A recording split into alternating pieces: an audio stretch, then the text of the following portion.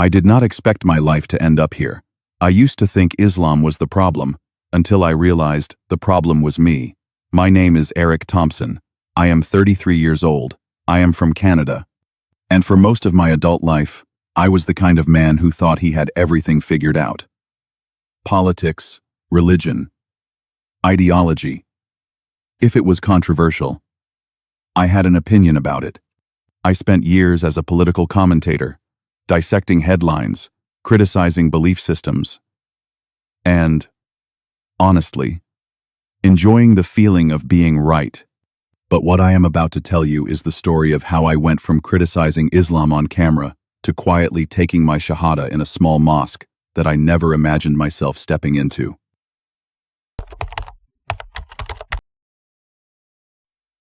I grew up in a home where confidence was currency. My father was the type who spoke like he was on a debate stage even when he was sitting at the dinner table. Every opinion was delivered like a closing argument. Every disagreement had footnotes.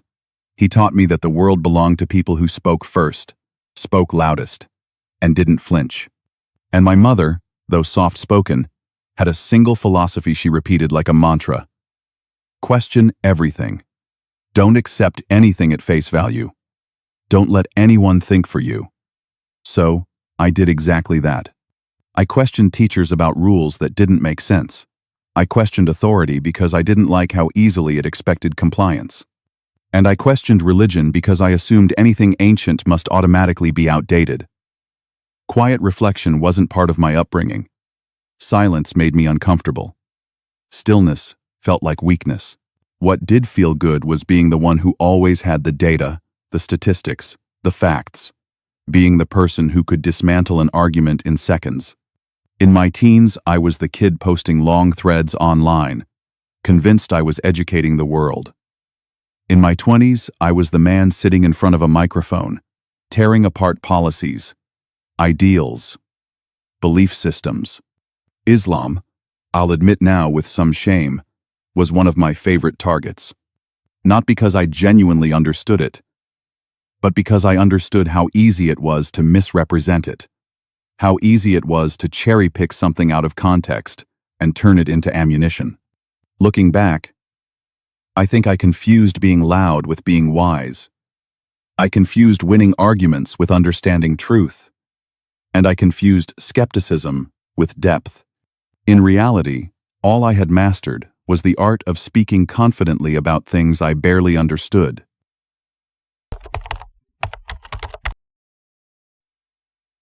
But something strange started happening around the age of 30. I would turn off the camera, take off the microphone, and just sit there, staring at the quiet room, feeling this heaviness pressing against my chest. It wasn't dramatic. It wasn't sudden. It was slow. Like a leak I didn't notice until the whole floor was wet. To be honest, I was exhausted. Exhausted from pretending I knew where the world was going. Exhausted from analyzing every problem except the one living inside me. Exhausted from the constant fear that if I stopped talking, stopped producing, stopped arguing, there would be nothing left of me. There is a very specific kind of emptiness that comes when your entire identity is wrapped around being right. Because the moment you start to doubt yourself, even a little, the entire structure begins to shake.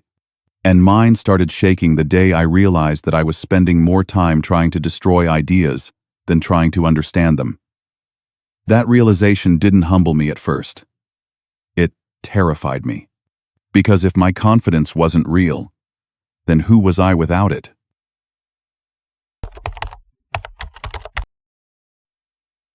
One night, I was preparing a segment on radicalization. I had downloaded a stack of books on Islam, ready to cherry-pick whatever would help me prove my point. But something unexpected happened. I actually read them, not skimmed, not scanned, not searched for ammunition. Read. And there was this line, this simple line, about how sincerity is the doorway to truth. It hit me so hard that I closed the book. I remember sitting there thinking, if I am going to criticize something, shouldn't I at least know what it really is? Look, That moment did something to me. It made me uncomfortable. It made me aware of my own arrogance. It made me want to find out what I had been missing all along.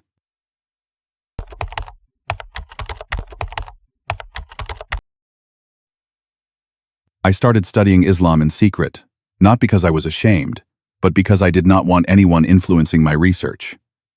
I wanted to meet the religion on my own terms. So, I read the Quran. Slowly, quietly. Sometimes late at night when the house was dark and the city was asleep. And the more I read, the more I realized that everything I thought Islam was, it was not. The God I found in those pages was not the God I mocked on my show. This was a God of justice, of mercy, of accountability, of profound clarity. I found myself rereading verses about the heart, verses about ego, verses about truth, verses about people who know but don't act, people who act without knowing, people who lie to themselves before they lie to anyone else. It felt like the Quran had been reading me the entire time. Eventually, I walked into a mosque. I was nervous, out of place, convinced someone would recognize me. But instead, a man smiled at me. Not a suspicious smile, not a political smile, a human smile. As if I had been expected. And I remember standing there after a long conversation with him, my hands shaking a little, thinking, what am I doing here? How did I end up in this place I used to criticize? Then he asked me gently, what are you looking for, Eric? And I said the first honest thing I had said out loud in years. Peace. He nodded. Then ask God for it. I do not remember the whole Shahada moment in perfect detail, but I remember the feeling, like something heavy falling off my shoulders, like I had been carrying a weight for decades and finally set it down.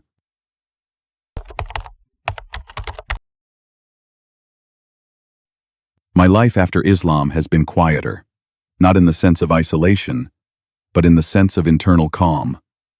The kind of calm I used to make fun of when people described it. I still have doubts. I still have questions. I still have moments where I fight with my old self. But I no longer feel like I am arguing with the entire world just to hear my own voice echo back. Islam gave me something I had never experienced before. Accountability without shame. Purpose without performance. Truth without theatrics. And look, it is not easy. I lost some friends. I stepped back from the political arena. I disappointed followers who expected me to stay in the lane I had carved. But for the first time in my life, I am not performing anymore. I am simply living.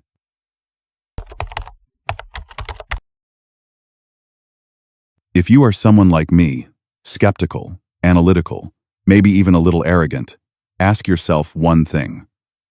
Are your criticisms built on knowledge or on comfort? Because the truth is, most of us do not reject ideas because they are false. We reject them because they threaten the way we see ourselves. If you are studying Islam, study it honestly. Not to prove it wrong, not to prove yourself right, just to understand. And if you already feel something stirring in your chest, something you cannot explain, do not ignore it. It might be the beginning of your heart finally waking up, a soft closing message. So, that is my story. A man who used to hate Islam, until he was finally brave enough to meet it, without armor, without ego, without the cameras on. And what I found was the truth I had been running from my entire life. Thank you for listening.